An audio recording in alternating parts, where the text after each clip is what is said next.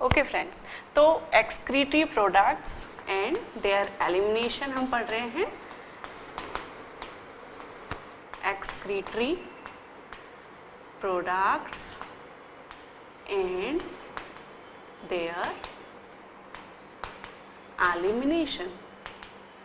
तो आज जो है एक्सक्रीटरी सिस्टम में हम पढ़ेंगे कि ऑर्गेन जो था एक्सक्रीटरी ऑर्गेन, जो ह्यूमन एक्सक्रीटरी ऑर्गन मिलता है, उसमें हमने सुपरफिशियल स्ट्रक्चर देखे थे कि किडनी जो है, यूरेटर, किडनी, यूरेथ्रा, ब्लैडर, ये जो थे ये इम्पॉर्टेंट ऑर्गन थे हमारे एक्सक्रीटरी सिस्टम के। अब जो किडनी रहती है उसका मेन काम जो रहता है वो होता है यूरिन फॉर्मेशन का, फिल्ट्रेशन का। ठीक है, क्या होता है कि जब जो नेफ्रॉन्स होते हैं, हमने देखा था कि किडनी की जो यूनिट है नेफ्रॉन्स, वो वहाँ पे क्या करते हैं, those nephrons ultra filtrate the blood and then जो वेस्ट निकलता है वो उसकी ट्यूब्यूल्स में से निकल के और फिर फाइनली वो कैलिक्स में जाता है, रीनल पेल्विस से जो है, और फिर वो यूरेटर में यूरिन फॉर्म हो जाती है। तो सबसे पहले प्रोसेस समझने के पहले हमें समझना होगा कि ये जो नेफ्रॉन होते हैं इनका स्ट्रक्चर कैसा होता है। तो आज हम पढ़ेंगे स्ट्रक्चर ऑफ नेफ्रॉन। ओके, तो ये जो नेफ्रॉन रहते हैं दे आर functional and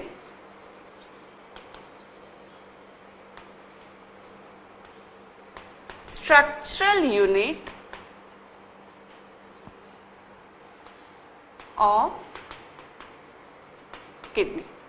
ठीक है, ये स्मॉलेस्ट यूनिट है जो कि फिल्ट्रेशन का काम करती है, इसलिए एक तो स्ट्रक्चर वाइज और फंक्शनल वाइज दोनों ही वाइज ये बेसिक यूनिट है किडनी की जो कि फिल्ट्रेशन का काम करती है। ठीक है, इसलिए यदि एक नेफ्रॉन में कैसे फिल्ट्रेशन हो रहा है वो समझ में आ गया तो पूरी किडनी का फंक्शन हमें समझ में आ जाएगा। तो सबसे पहले इसके लिए हम बनाएंगे कि नेफ्रॉन का स्ट्रक्चर कैसा होता है। ठीक है, तो नेफ्रॉन के जो मेन पार्ट होते हैं वो होते हैं, मेन पार्ट्स नेफ्रॉन के, बोमन्स कैप्सूल, ठीक है, then proximal convoluted tubule. Okay, ये स्ट्रक्चर अभी मैं आपको बना के और एक्सप्लेन करूंगी। Then loop of Henle, then distal convoluted tubule।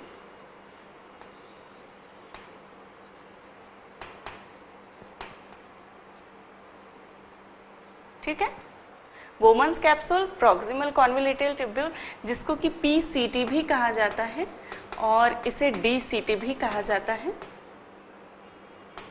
Distal convoluted tubule और बोमन्स कैप्सूल। ठीक है, उसके पहले जो टाइप्स हैं, 2 टाइप्स के होते हैं हमारे जो नेफ्रॉन हैं, उन्हें 2 टाइप का कहा गया है और ये टाइप जो है डिफरेंट नहीं होते स्ट्रक्चर में, they are just different because of their location, position. तो there are 2 types depending upon their position. ठीक है, डिपेंडिंग अपॉन देयर पोजीशन। तो ये जो 2 प्रकार होते हैं, इसमें एक होता है कॉर्टिकल नेफ्रॉन और दूसरा होता है जक्स्टामेड्युलरी नेफ्रॉन। जक्स्टामेड्युलरी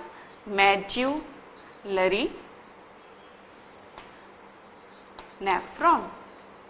ठीक है, अब ये 2 पोजीशन कैसे, एक जो कॉर्टेक्स में मिलता है, ठीक है, इसमें जो है डिफरेंस भी आप देख सकते हैं।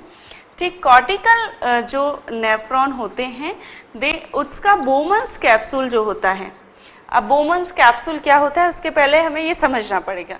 ठीक है, तो बोमन्स कैप्सूल जो होता है वो एक कप शेप्ड स्ट्रक्चर होता है हमारी नेफ्रॉन का।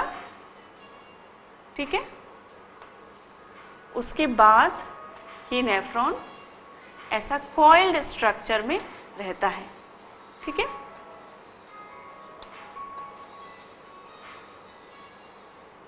ठीक है,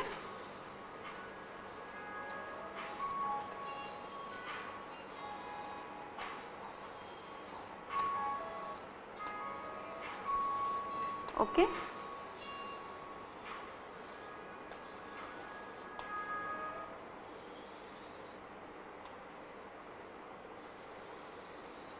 ठीक है, तो ये इस प्रकार का स्ट्रक्चर होता है हमारे नेफ्रॉन का, और यहाँ पे जो है कैपिलरीज पाई जाती है।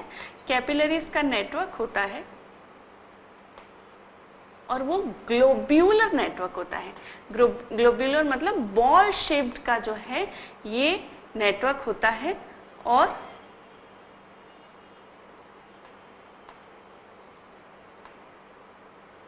इस प्रकार ये कैपिलरी का नेटवर्क होता है। ये कैपिलरी एक दूसरे से जुड़ी हुई रहती है और वो बॉल शेप का जो है ये रहता है इसका स्ट्रक्चर, ठीक है। तो नेफ्रॉन में आप यहाँ पे जब हम टाइप समझ रहे हैं उसके लिए सिर्फ ये समझ लीजिए कि इसका जो है बोमन्स कैप्सूल, मैंने कहा कि 4 पार्ट होते हैं। ये है बोमन्स कैप्सूल, ठीक है। देन ये है प्रॉक्सिमल कॉन्वोल्यूटेड ट्यूब्यूल, ठीक। ये जो है डिवाइडेशन है किसके बीच में, कॉर्टेक्स और मेडुला के बीच में, ठीक है। हमने 2 जो है आपको मैंने बताया था कि किडनी में 2 जो एरियाज होते हैं, एक कॉइल्ड एरिया होता है जिसे हम कहते हैं कॉर्टेक्स, आउटर साइड का स्ट्रक्चर होता है, और एक इनर जो है स्ट्रेटेड दिखता है हमें, वो स्ट्रक्चर को हमने कहा था मेडुला, ठीक है। तो इस प्रकार 2 एरियाज में ये डिवाइड रहता है। तो जो टाइप्स होते हैं हमारे नेफ्रॉन के वो इन्हीं एरियाज पे जो है डिपेंड करते हैं। तो जो कॉर्टिकल नेफ्रॉन होते हैं उसमें क्या होता है, जो नेफ्रॉन का बोमन्स कैप्सूल होता है, this is the Bowman's capsule. तो ये जो बोमन कैप्सूल होता है ये होता है कॉर्टेक्स में, ठीक है। और ये किसका बोमन कैप्सूल है, ये है कॉर्टिकल नेफ्रॉन का, ठीक है। ये कॉर्टिकल नेफ्रॉन का जो बोमन्स कैप्सूल होता है वो कॉर्टेक्स में होता है, जबकि जो जक्स्टा मेडुलरी नेफ्रॉन रहता है उसका जो नेफ्रॉन रहता है वो यहाँ रहता है, और वो होता है यहाँ पे, ठीक। ये नेफ्रॉन होता है, इस नेफ्रॉन को कहते हैं, इस नेफ्रॉन को क्या कहते हैं, जक्स्टा मेडुलरी नेफ्रॉन, ठीक है।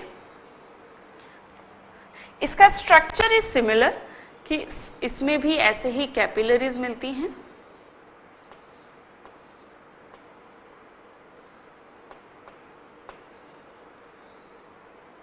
ओके।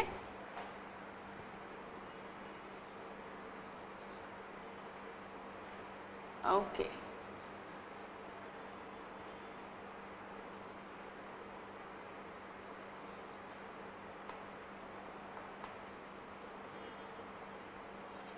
ठीक है।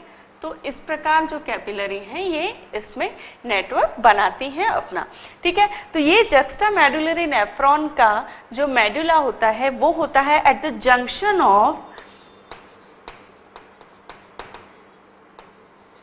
कॉर्टेक्स एंड मेडुला, और इसीलिए जंक्शन, जक्स्टा का मीन्स होता है जंक्शन, इसलिए इस नेफ्रॉन को कहते हैं जक्स्टा मेडुलरी नेफ्रॉन। सिचुएटेड, इसका Bowman's capsule is situated, Bowman's capsule situated at the junction of cortex and medulla of kidney, ठीक है। तो उस लेवल पे इसका बोमन्स कैप्सूल होता है। दूसरा जो होता है, जो बोमन्स कैप्सूल जो कॉर्टिकल नेफ्रॉन होता है, कॉर्टिकल नेफ्रॉन में जो ये पार्ट है, it is called loop of Henle.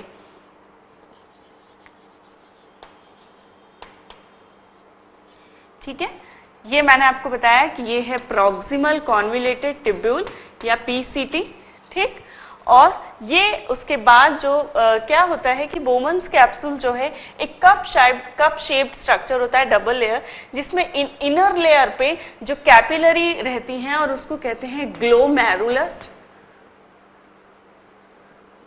ठीक, और आउटर लेयर जो है वो एक पाइप शेप्ड स्ट्रक्चर बनाती है और वो पहले कॉइल रहता है, ट्विस्टेड रहता है। उस कॉइल्ड और ट्विस्टेड स्ट्रक्चर को कहते हैं प्रॉक्सिमल कॉन्वोल्यूटेड ट्यूब्यूल। देन ये जो प्रॉक्सिमल कॉन्वोल्यूटेड ट्यूब्यूल है, फर्दर क्या होती हैं, ये मेड्यूला में एंटर करती हैं और मेड्यूला में जो है एक यू शेप जो है, लूप किसे कहते हैं, लूप जो इस प्रकार का कुछ होता है उसे लूप कहते हैं। ठीक है, तो ये जो है इसी प्रकार का स्ट्रक्चर है, लूप है, इसलिए इसे नाम दिया गया loop of Henle. Henle is the name of scientist जिनने इसे पहली बार देखा होगा। ठीक है, तो लूप ऑफ हैनले जो होता है इसका कंटिन्यूएशन होता है प्रॉक्सिमल कॉन्वोल्यूटेड ट्यूब्यूल का, और ये loop of Henle in the cortical nephron, ये क्या होता है, it is little bit into the medulla. ठीक है, इसका Bowman's capsule situated in cortex, और इसका लूप ऑफ हैनले जो होता है is little bit in medulla।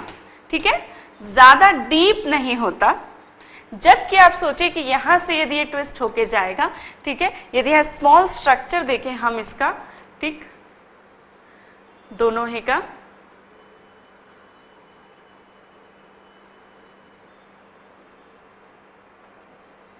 ठीक, और यदि इसका स्ट्रक्चर देखा जाए तो ये रहेगा,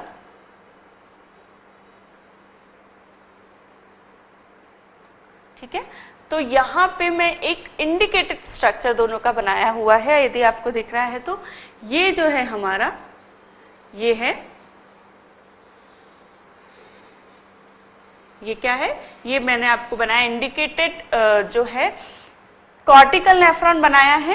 ठीक, यहां पे आप समझिए कि डिवाइडेशन है कॉर्टेक्स और मेडुला का, और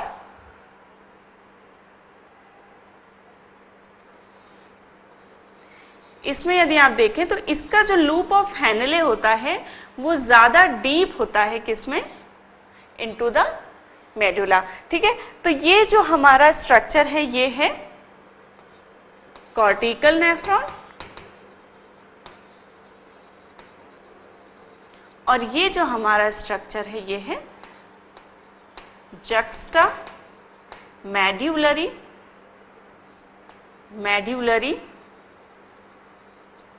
नेफ्रॉन। ठीक, तो यहां पे जो लूप ऑफ हैनले है वो ज्यादा डीप होता है मेडुला में इनटू द किडनी। ठीक है, लूप ऑफ हैनले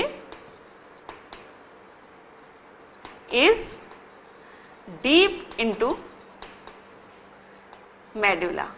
ठीक है, जबकि जो इसका लूप ऑफ हैनले है वो मेडुला में इतना डीप तक नहीं जाता जितना कि जक्स्टा मेडुलरी नेफ्रॉन का जो है लूप ऑफ हैनले वो जाता है। ठीक है, तीसरा जो काम है वो ये कि जो कॉर्टिकल नेफ्रॉन होते हैं वो रेगुलेशन तब जो है वाटर का रेगुलेशन, तब प्लाज्मा रेगुलेशन कहें कि प्लाज्मा रेगुलेशन वो तब करते हैं जब ब्लड की सप्लाई नॉर्मल होती है, तो दे रेगुलेट प्लाज्मा concentration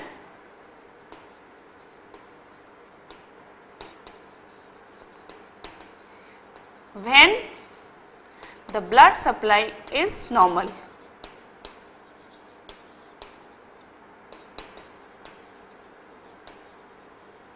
ठीक है, जबकि यहाँ पे जो ये वाले नेफ्रॉन होते हैं जक्स्टा मेडुलरी नेफ्रॉन, वो तब करते हैं रेगुलेट प्लाज्मा का कंसंट्रेशन जबकि ब्लड सप्लाई लो हो।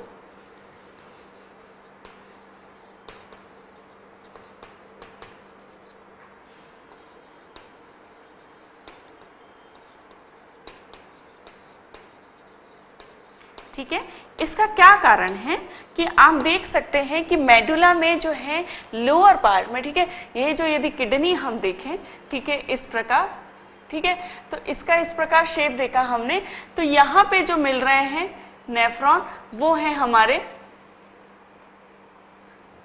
हमारे कौन से कॉर्टिकल नेफ्रॉन, लेकिन जो जक्स्टा मेडुलरी नेफ्रॉन है वो थोड़ा सा मेडुलरी पार्ट में है किडनी के, और इसके कारण क्या होता है कि जब ब्लड सप्लाई लो हो तो वो बहुत ज़्यादा डिस्टेंट पार्ट तक नहीं जा पाएगी किडनी के, और इसलिए इन दैट टाइम ये जो जक्स्टा मेडुलरी नेफ्रॉन है they will regulate the plasma concentration, इसलिए that is the significance of juxta medullary nephron. ठीक है, so this is the difference and this is the characteristic of both the nephron.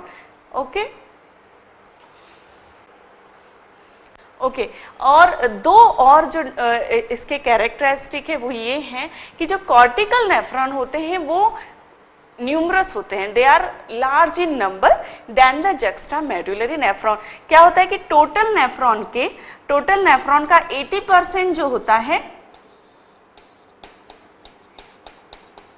वो बना रहता है cortical nephron से, जबकि 20% नेफ्रॉन जो रहते हैं वो बने होते हैं जक्स्टा मेडुलरी नेफ्रॉन से। और ये जो कॉर्टिकल नेफ्रॉन होते हैं ये स्मॉल होते हैं साइज में, they are small in size, ठीक है, जबकि कॉर्टिकल नेफ्रॉन जो हैं वो लार्ज होते हैं, they are large in size. So this is the all difference between the cortical nephron and the juxtamedullary nephron. The main important thing is what is the difference between their functions, and that is more important because sometimes when there is a low blood pressure or there is a low volume of blood in the body, then what happens is the supply to the kidney is low and then this juxtamedullary nephron comes into the work and they have to concentrate to maintain the plasma concentration of our blood. ठीक है, तो this is the types. Now we will go to the nephron structure. ठीक है, so this is the types कि 2 types होते हैं हमारे nephrons के, एक तो होता है कॉर्टिकल नेफ्रॉन, एक होता है जक्स्टा मेडुलरी नेफ्रॉन। उनके कैरेक्टरिस्टिक्स हैं और उसका फंक्शन है। ठीक है, कॉर्टिकल नेफ्रॉन हमेशा ज़्यादा है, 80% है, तो usual normally they will regulate the plasma concentration, but the only 20% juxta medullary nephron will come into the job when there is a low blood supply. Okay,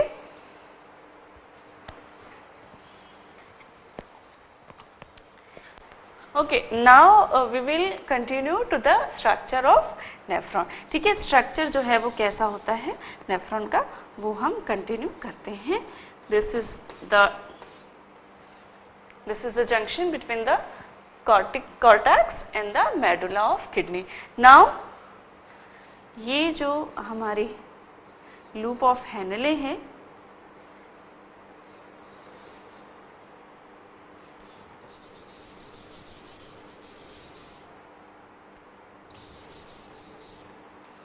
okay, they will continue as distal convoluted tubule. ठीक है,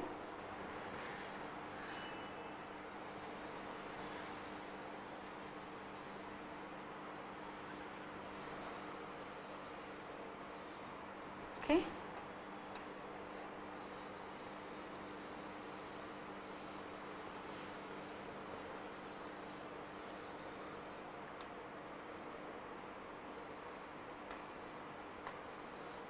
okay, ये जो है एक collecting tubule है।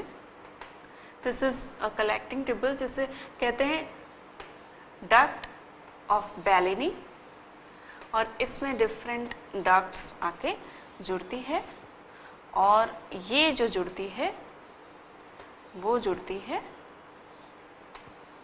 वो किस में जुड़ती है? Okay, so this is the structure. Now capillaries, ठीक है, कैपिलरीज का स्ट्रक्चर हम देखेंगे कैसा होता है।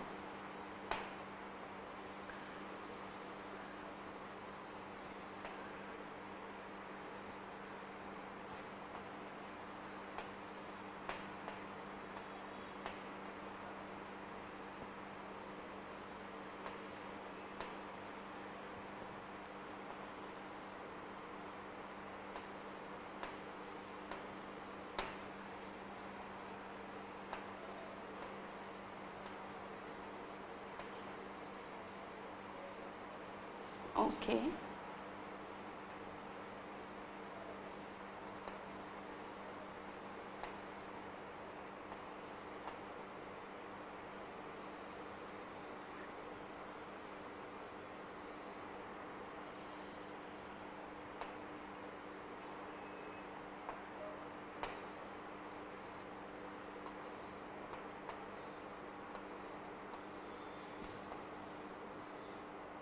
ये कैपिलरी का नेटवर्क है जो मैं बना रही हूँ, ठीक है।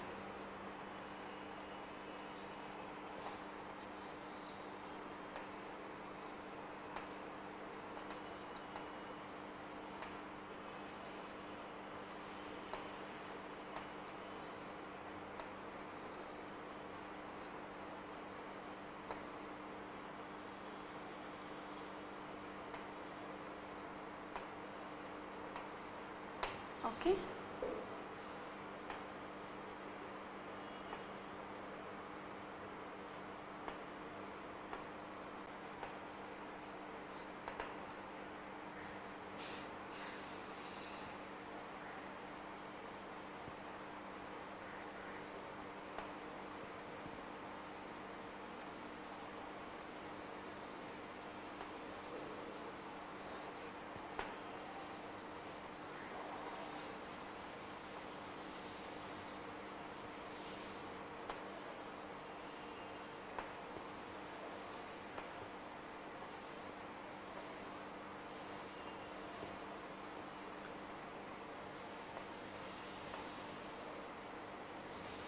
okay, so this is the structure of our nephron, ऐसा दिखता है, ठीक है। ओके, ये जो होती है हमारी, ये कैपिलरीज होती हैं, ठीक है। सबसे पहले है बोमन्स कैप्सूल। बोमन्स कैप्सूल में जो है, जो हमारी रीनल आर्टरी सप्लाई करती हैं, तो रीनल आर्टरी से डिफरेंट ब्रांचेस जो है निकलती हैं और वो कैपिलरीज बनाती हैं। ये कैपिलरीज जो हैं जब एंटर करती हैं बोमन्स कैप्सूल में, तो इन्हें कहते हैं एफरेंट, ठीक है, एफरेंट ब्रांचेस या एफरेंट कैपिलरीज। और जब ये ग्लोमेरुल, जो ये बोमन्स कैप्सूल में जाती हैं, तब they form a globular type of structure. About 50 capillaries का जो है एक ग्लोब्यूलर स्ट्रक्चर, एक बॉल शेप जो है स्ट्रक्चर ये बनाती हैं, और उस बॉल शेप स्ट्रक्चर को ग्लोमेरुलस कहते हैं, ठीक है। और वहां से जो है ये फिर से निकल जाती है कैपिलरी की ब्रांच, और जब ये निकलती हैं तो इसको इफरेंट ब्रांच कहते हैं। इफरेंट ब्रांच इसलिए क्योंकि एफरेंट मतलब कि एंटर करना और इफरेंट मतलब कि लीव करना या बाहर निकलना, ठीक है। तो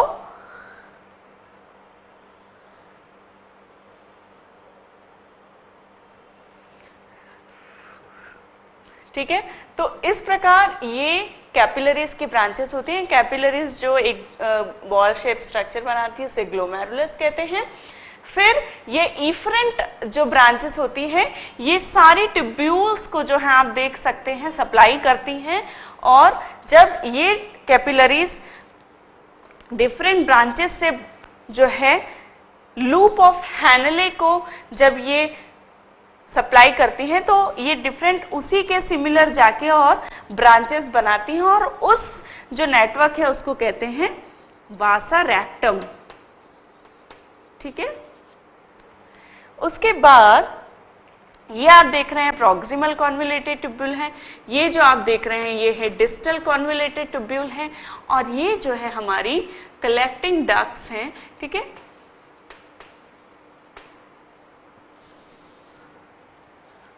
okay, so this is our collecting ducts।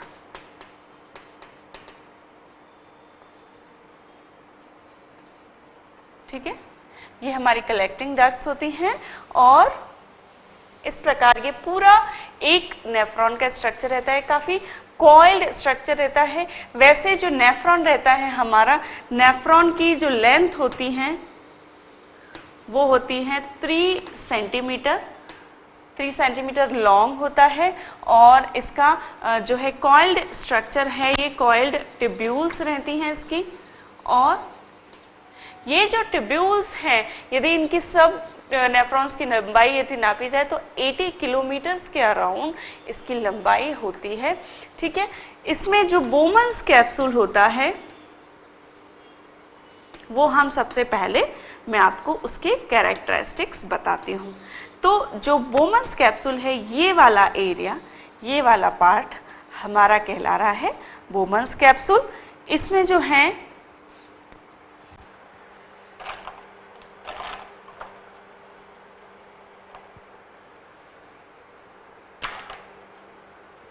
Okay, इसमें जो कैपिलरीज आ रही हैं इस प्रकार, ये हमारा हो गया ग्लोमेरुलस। ठीक है,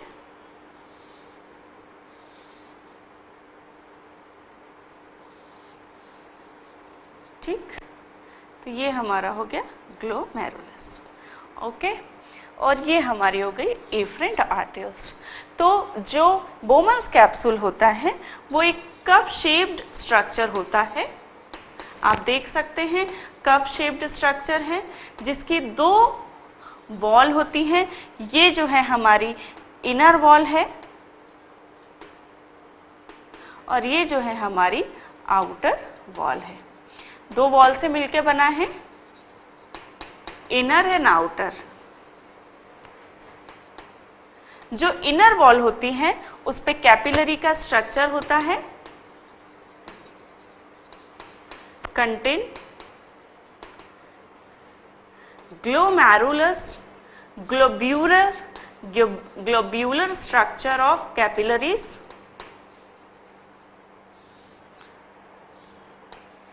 ग्लोब्यूलर स्ट्रक्चर ऑफ कैपिलरीज, और इसको कहते हैं ग्लोमेरुलस। ठीक है, तो इनर वॉल में ये रहता है। आउटर वॉल जो रहती है हमारी, it forms tubule like structure और that is called proximal convoluted tubule. ठीक, ओके, नाउ जो इसमें कैपिलरीज होती हैं ग्लोमेरुलस में, ठीक है, कैपिलरीज की जो लाइनिंग होती है, वॉल ऑफ कैपिलरीज होती हैं, it is made up of endothelial layer, endothelial cell layer on basement membrane,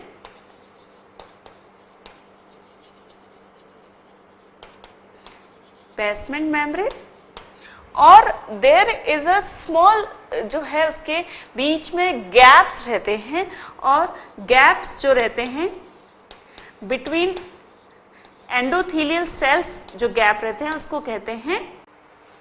ठीक है, ये जो एंडोथेलियल वॉल होती है, आप देख सकते हैं एंडोथेलियल वॉल है, मान लीजिए नॉट एंडोथेलियल, जो कैपिलरीज है, कैपिलरीज की वॉल हम देख रहे हैं। तो कैपिलरी की वॉल जो रहती है उसमें बेसमेंट मेम्ब्रेन रहती है और फिर एंडोथेलियल सेल की लेयर होती है। ठीक है, तो ये एंडोथेलियल सेल की लेयर के बीच में जो है एक गैप होता है। यदि यहाँ देखें इसकी वॉल को, ठीक है, तो और ये हो गई एंडोथीलियल सेल की लेयर। यदि क्रॉस सेक्शन में देखा जाए तो एंडोथीलियल सेल की लेयर, और उसके बीच में आप देख सकते हैं गैप्स होते हैं, ठीक। तो इन गैप्स को कहते हैं फेनिस्ट्री, ठीक। और ओके, ये एंडोथीलियल सेल्स हैं, और ये जो इसके नीचे रहती है वो रहती है बेसमेंट मेम्ब्रेन, ठीक है। तो आप देख सकते हैं कितना थिन स्ट्रक्चर होगा इस कैपिलरी का, जो वॉल होगी वो कितनी थिन होगी, ठीक है। बेसमेंट मेम्ब्रेन के ऊपर एंडोथीलियल सेल की लेयर होती है, लेकिन एंडोथीलियल सेल्स के बीच में गैप्स होते हैं जिसे कहते हैं फेनिस्ट्री, ठीक। और साथ ही जो हमारा ग्लोमेरुलस रहता है, ग्लोमेरुलस की जो इनर लेयर होती है, ठीक है, इनर लेयर होती है, उसमें भी जो है यहाँ पे पोडोसाइट्स पाए जाते हैं, और पोडोसाइट्स जो हैं इनर लेयर पे मिलती हैं ये सेल्स, और उसके बीच में भी जो है गैप्स रहती हैं। आप देखिए ये बीच में गैप्स रहती है inner, they are very micron structure, ठीक है। जैसे कि ये जो फेनिस्ट्री का गैप रहता है it is around 50 to 100 nanometer, जबकि ये जो गैप होता है पोडोसाइट्स के बीच में, so there is a gap between podocytes. Podocytes वो सेल्स होती हैं जो कि इनर लेयर जो होती है बोमन्स कैप्सूल की वहां पे रहती है, और उसको कहते हैं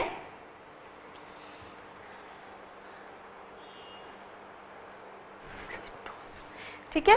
तो जो पोडोसाइट्स होते हैं, पोडोसाइट्स के बीच में जो गैप्स होते हैं, ठीक है, उसको कहते हैं स्लिट पोर्स, ठीक, स्लिट पोर्स। और ये जो स्लिट पोर्स होते हैं इनके अराउंड 25 नैनोमीटर जो है इसका जो वो डायमीटर होता है वो अराउंड 25 नैनोमीटर होता है।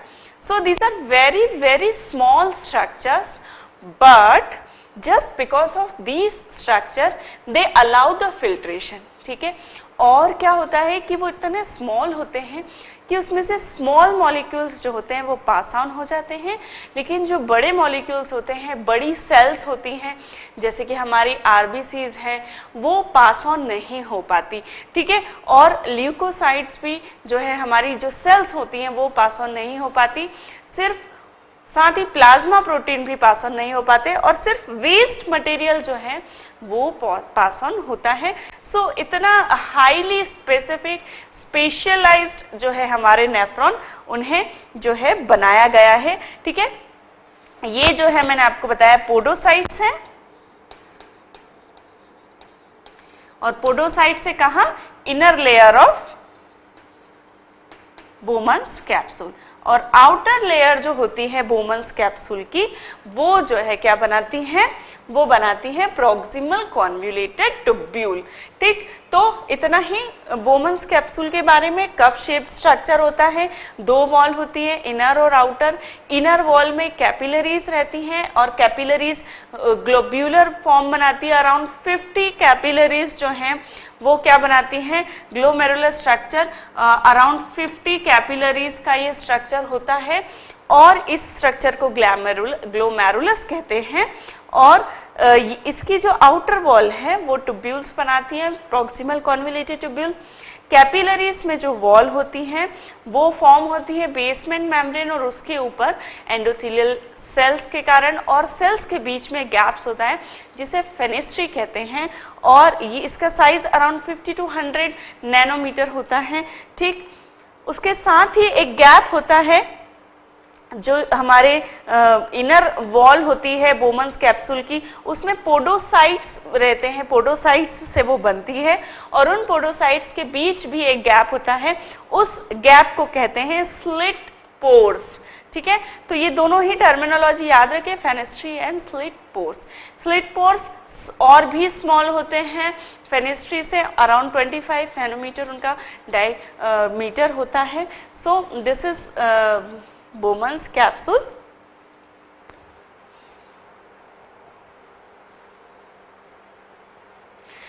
और जो हमारा बोमन्स कैप्सूल है उसको कैपिलरीज के साथ में, ठीक है, ग्लोमेरुलस के साथ में क्या कहते हैं, रीनल कार्पसल और माल्पीगियन बॉडी।